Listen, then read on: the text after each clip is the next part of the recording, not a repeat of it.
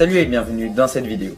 Quand vous demandez à quelqu'un quel est le meilleur smartphone, vous aurez 9 chances sur 10 que l'on vous réponde Samsung Galaxy S7. Sauf que ce que beaucoup de gens ne savent pas, c'est qu'il existe une sorte de version miniature des Samsung Galaxy S6 et S7 qui s'appelle A3.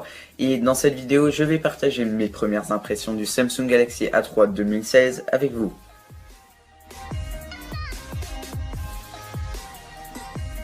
Il ne faut pas regarder ce téléphone en détail pour remarquer que le Samsung Galaxy A3 a plus ou moins le même design que le Samsung Galaxy S6. Et ce n'est pas une mauvaise chose car on aura le même sandwich de verre et de métal extrêmement bien fini et qui est très agréable au toucher. Par contre, le Gorilla Glass 4 à l'arrière se laisse extrêmement facilement rayer et après une semaine d'utilisation, j'ai déjà pu remarquer quelques micro-rayures. Dommage. Et quand on regardera un peu plus près, on pourra quand même remarquer quelques petits changements.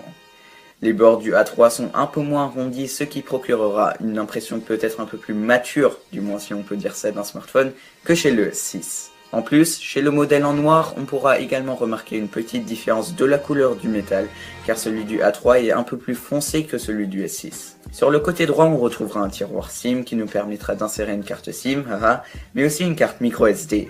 Nice! Par contre, ce que ce téléphone a malheureusement pris du S6 et du S7, c'est le haut-parleur. Et je ne sais pas quel est vraiment le problème de ce haut-parleur, mais il n'est juste pas ce que l'on veut.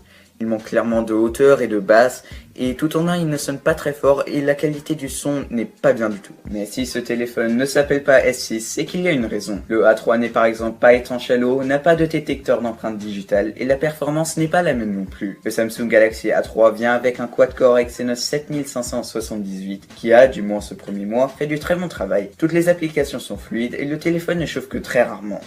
Je veux dire que bien sûr le téléphone n'est pas super rapide comme un OnePlus 3 avec 6Go de RAM par exemple, mais le A3 avec ses 1,5Go de RAM est vraiment bien pour cette classe de prix. Mais maintenant venons à l'écran. Le A3 a un écran AMOLED de 4,7 pouces d'une résolution de 720 x 1280, ce qui correspond à une densité de 312 ppi et ça passe, mais sans plus. Quand on veut voir les différents pixels on peut les voir, mais dans la vie de tous les jours on ne les remarquera pas. Et pour moi 4,7 pouces c'est juste parfait, car comme ça j'arrive à atteindre plus ou moins tout avec une seule main. Mais bien sûr, cela n'est pas pareil pour tout le monde. D'ailleurs, je ne comprends pas pourquoi il y a des gens qui n'aiment pas les écrans AMOLED, car le noir de ces écrans est juste grandiose, et surtout en combinaison avec les bords au-dessus et à côté de l'écran qui sont super fins, c'est un régal pour les yeux. Apple devrait vraiment en prendre exemple. Par contre, et il faut que je dise ça aussi, parfois quand je tiens le téléphone, je touche sans faire exprès l'écran avec la paume de ma main, et quand cela arrive, on aura l'impression qu'il y a un bug car l'écran ne répond plus, alors qu'on tient juste le téléphone. En fin de compte, ça ne m'est arrivé que rarement, mais je voulais quand même le préciser. Ce qui m'a en revanche assez déçu, c'est la luminosité de l'écran. Je veux dire qu'on arrivera toujours à voir ce qui est marqué sur l'écran, mais un peu difficilement, je m'étais attendu à plus. Mais du coup, si l'écran et le design sont si bien, où est-ce que Samsung a économisé? Peut-être chez la caméra? C'est dur à dire. Le Samsung Galaxy A3 a une caméra arrière de 13 mégapixels avec une ouverture de 1.9 qui peut faire de très jolies photos en bonne condition malgré le manque d'un stabilisateur d'optique. En de mauvaises conditions, la caméra est passable, mais les résultats ne seront plus vraiment jolis. La caméra peut aussi filmer en 1080p à 30 fps et les vidéos sont vraiment jolies, mis à part que les vidéos vont trop souvent bouger, si vous voyez ce que je veux dire, à cause du manque du stabilisateur optique. Les résultats de cette caméra sont très jolis car les couleurs ne seront pas vraiment réalistes, mais celui que cela dérange